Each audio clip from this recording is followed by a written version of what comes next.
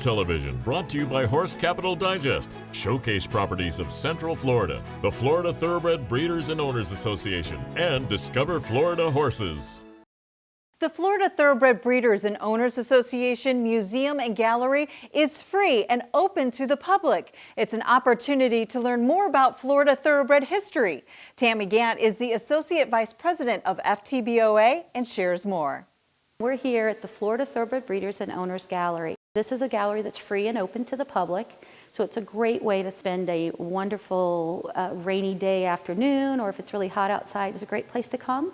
Or if you visited a recent farm, then it's a great place to learn more history about the Florida Thoroughbred. One of the highlights of our museum and gallery when you come to visit that is just spectacular, it's one of the only places in the world that you're going to see it, is our Kentucky Derby trophy. And thanks to Needles in 1956 being the first Florida bred to win the Kentucky Derby, we have this Kentucky Derby trophy on display. So this Derby trophy is very, very special because it was the first one ever won in Florida. There's actually something wrong with the trophy. If you look at the trophy, you'll notice something that a lot of horse people notice, and also some people that know Irish proverbs. And what it is the horseshoe is facing down, which means that the luck runs out.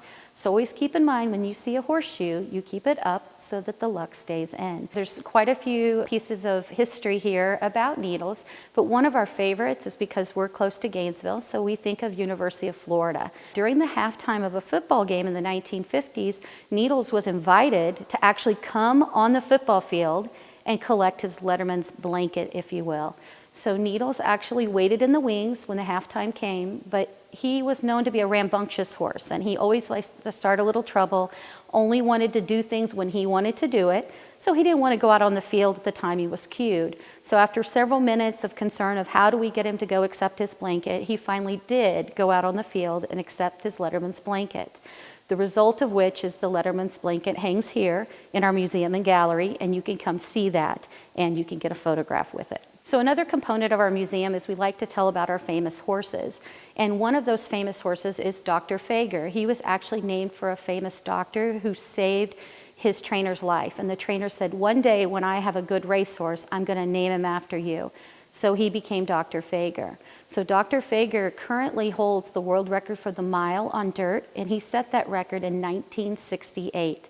So in our museum, you can not only see the history of Dr. Fager, but you can see something that's only one of a kind in the world, and that is the Dr. Fager speeding ticket.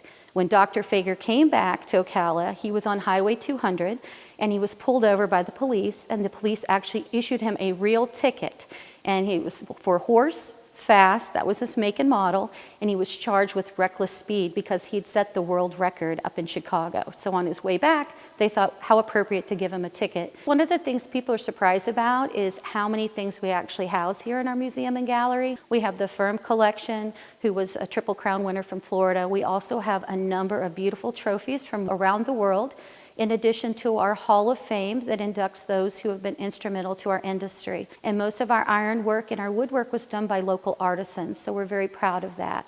We also have a library that houses a lot of research, in addition to a second floor gallery where we host shows and exhibitions, and we're open Monday through Friday, and we're open 8:30 to noon, and then 1 to 4:30 daily.